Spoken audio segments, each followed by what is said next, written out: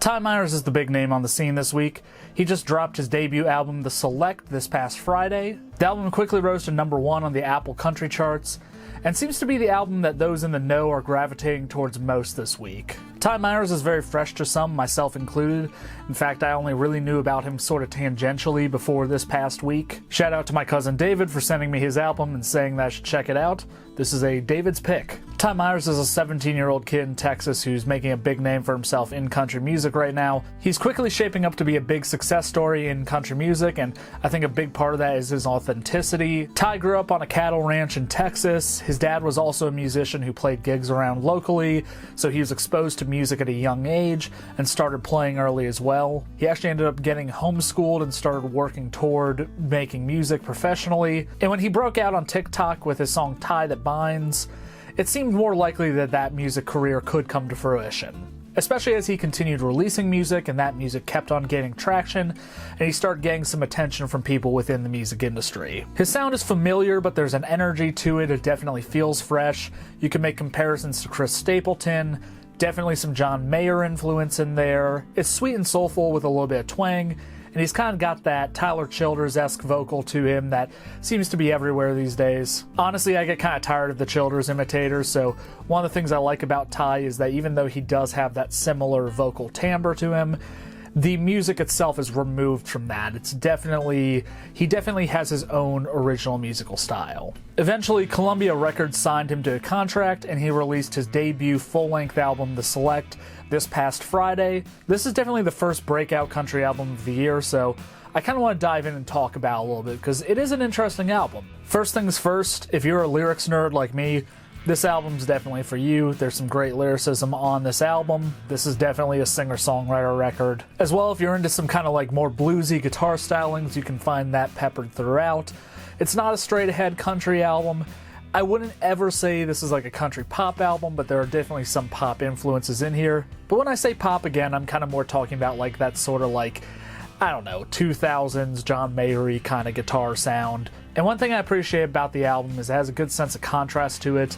Even when songs are slower numbers, sad songs, they still feel like there's an air of hope through them. Maybe it's hope that something will work out in a relationship, maybe it's hope that something will work out with music, but overall, hope just underlines this album. Ty is a young guy, as I mentioned earlier, he's 17, and as a result, you kind of get to see the world through that lens on this album. And so I find myself connecting the most with songs that sort of put me back in that mindset. Think about your hopes and dreams, what you were experiencing in your life at that age, how you saw the world. You can definitely see that reflected here. The opening song on the album, Ends of the Earth, has kind of a pure naivety about it that maybe older songwriters might be too jaded in life to really pull out of themselves anymore. It's kind of refreshing, it's kind of nice to hear. I'd say the same about the song Real World Now, which is kind of on the cusp of adulthood, talking about how you're entering into the real world and just seeing all those new experiences for the first time. It feels very current, it feels very much up to where he is at that point in time, and I can kind of put myself back in that point in my life and just imagine like, yeah, I remember what it was like when I first got my driver's license and I suddenly had all this freedom. I remember what it was like when I had my first job, when I first started playing gigs. How all that stuff was new and fresh and I was having trouble understanding it, but I was also motivated by it and wanted to do more and try and build a life off of that. My favorite song on the album is probably Love is Two-Faced. It's a song about how the highs and lows of love are equal sides of the same coin. Thematically, it kind of reminds me of that Neil Young song, Only Love Can Break Your Heart. It's that idea of how to feel pain is to have loved, and if you felt love before, that means something was once good. It's a good song and a pretty mature song for his age. Ty wrote most of the songs on this album, which is very impressive for someone who's just 17 years old.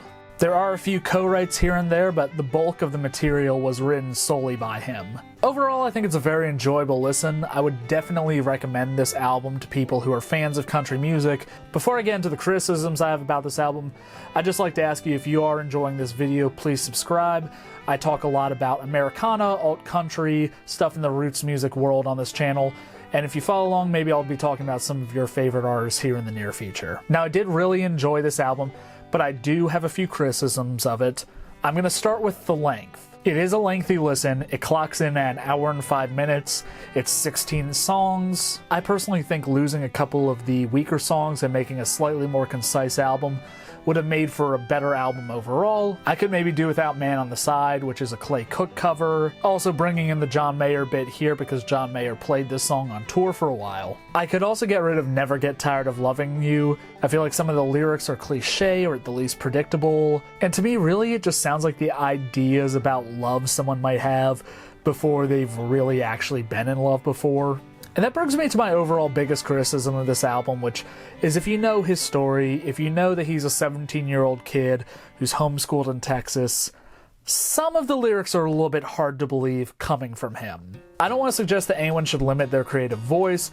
Obviously, songwriters write from other people's perspectives all the time, but usually when they are writing from something outside of their experience, they have other similar experiences that can inform them. And to be honest, as good of a song as Drunk Love is, I don't really believe that. And even on a song that I enjoy like Real World Now, where he's talking about playing for drinks, it kind of sounds like the thing that a kid who's just getting into the performing world would write so that they sound more mature, so that they sound older and more experienced. Or like in the song Thought Was Love, he talked about having a mortgage due, or in Drinking Alone, I mean pretty much the whole song. Or even, and I feel like I'm going to catch a lot of flack for this because this was his breakout song and the reason a lot of people came to him, when he's talking about proposing in the song Tie That Binds. I don't know, I'm contradicting myself here. I know earlier I said I liked some of the innocence and the naivety of this album, but at the same time, there are songs that come off as inauthentic when you take into account that it's a 17-year-old kid singing to you. But maybe that's just me, I don't know.